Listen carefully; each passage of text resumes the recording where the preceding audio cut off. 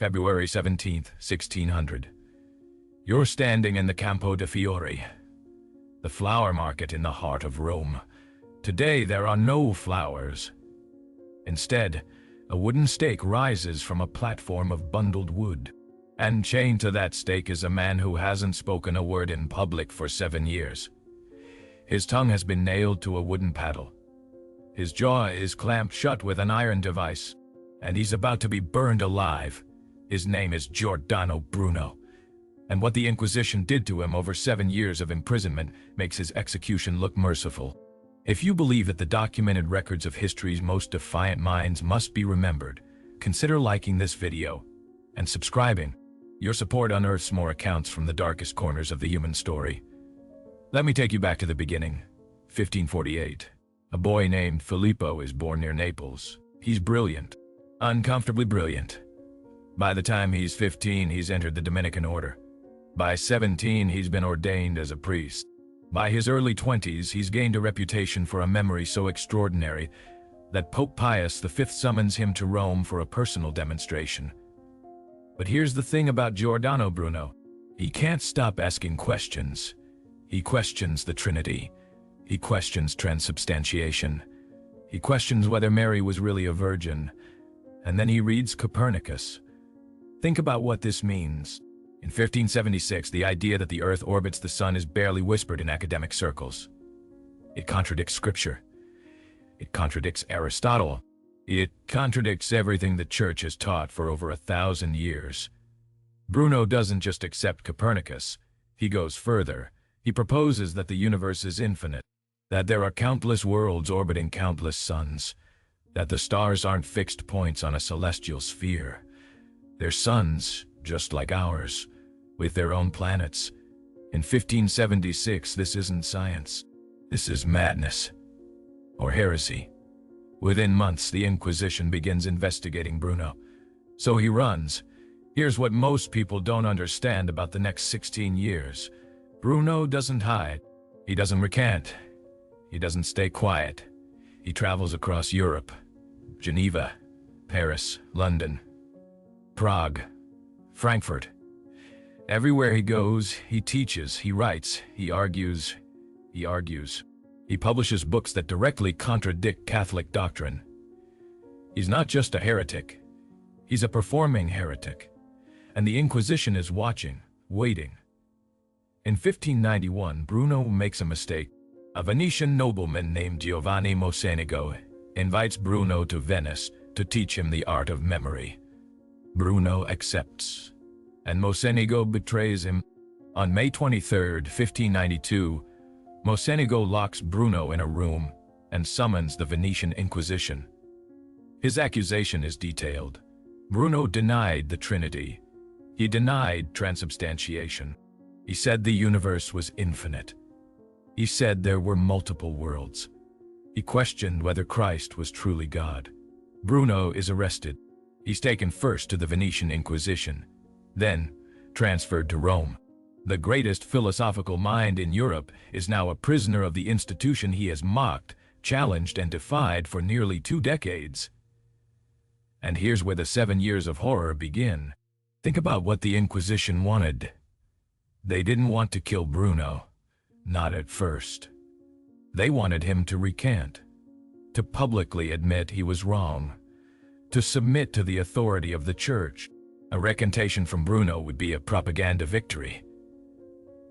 Here was one of the most famous philosophers in Europe, a former Dominican priest, admitting the Church was right all along. So they tried to break him. First, the isolation. Bruno is transferred from Venice to Rome in February 1593. He's placed in a cell in the Castel Sant'Angelo, then moved to the prison of the Inquisition. For months, he sees no one except his interrogators. No books, no writing materials, no contact with the outside world.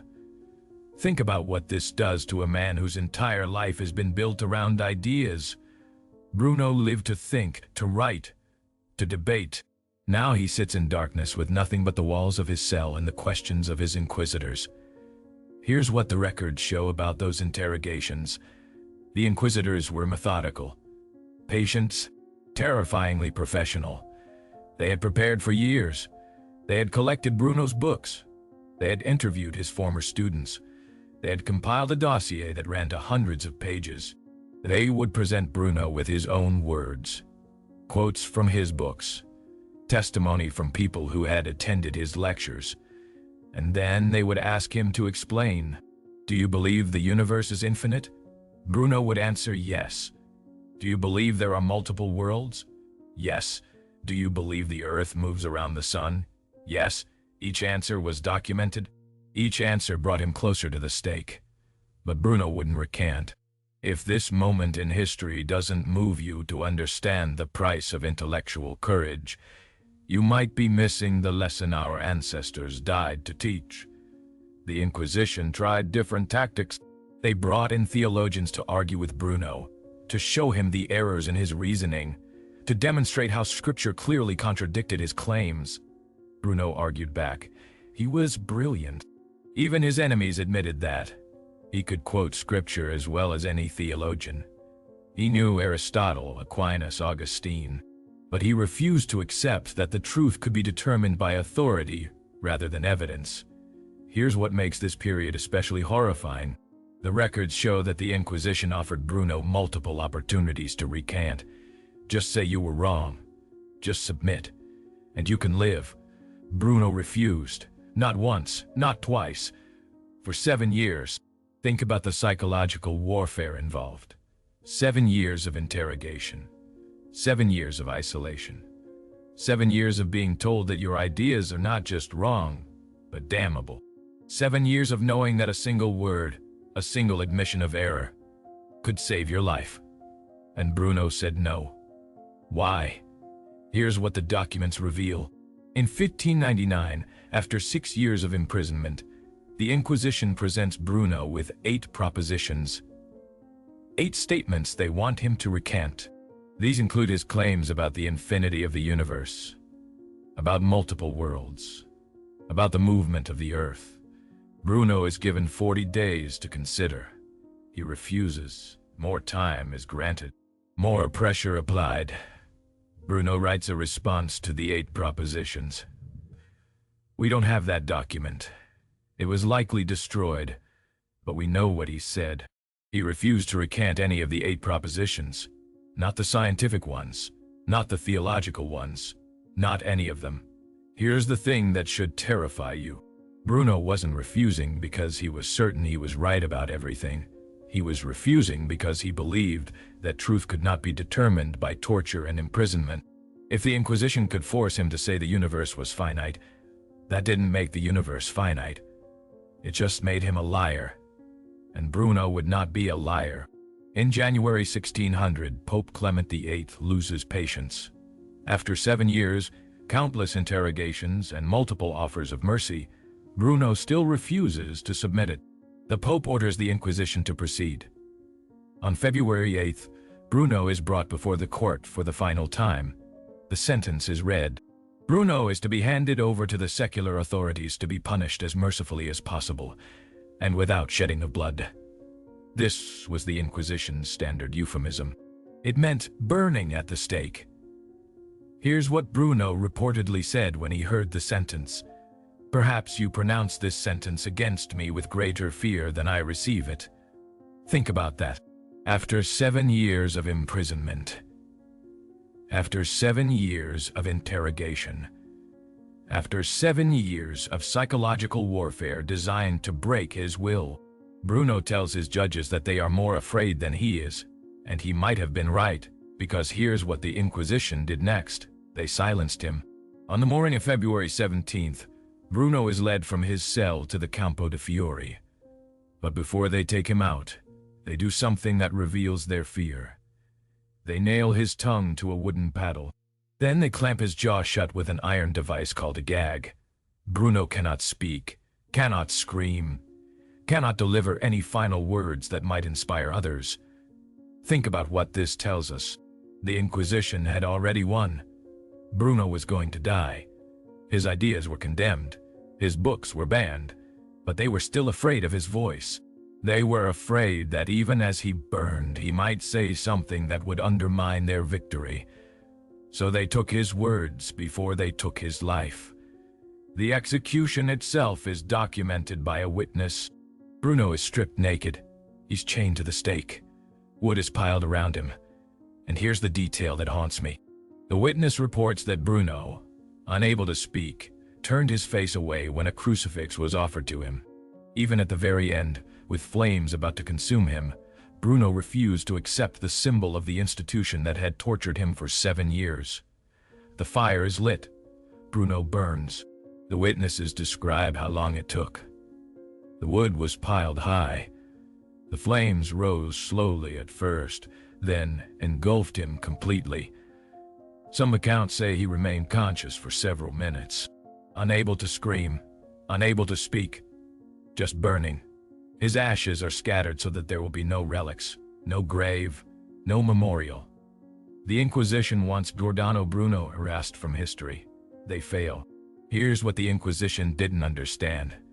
They thought that by killing Bruno, they were killing his ideas. But ideas don't die at the stake. Within years of Bruno's execution, Galileo is teaching Copernican astronomy.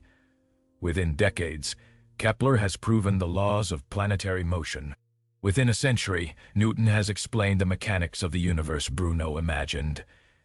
Everything Bruno said about the cosmos, about infinite space, about countless worlds, about the Earth moving around the sun, all of it turned out to be true.